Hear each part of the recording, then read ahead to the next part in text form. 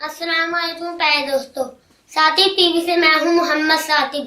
प्यारे दोस्तों, आप ये तो जानते हैं तेरे तुम्हारे पाती ऐसे 14 सूरतें हैं।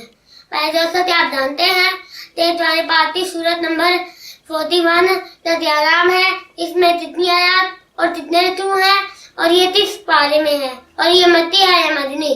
तो प्यारे दोस्तों, तुम्हारे पास की सूरत नंबर 41 का नाम सूरत हामीम सद्दा है। इसमें 54 आयात हैं और 30 रतू है और ये मत्ती सूरत है और ये पारा नंबर 24 में है। उम्मीद है आपको ये मालूमात जरूर अच्छी लगी होगी। अगर इसी तरह की मालूमाती वीडियो हासिल करना चाहते हैं तो मेरा चैनल सारी टीवी तो सब्सक्राइब करना मत भूलिएगा ताकि आपको मेरी यहाँ आने वाली वीडियोस मिल सके। अल्लाह हाफिज।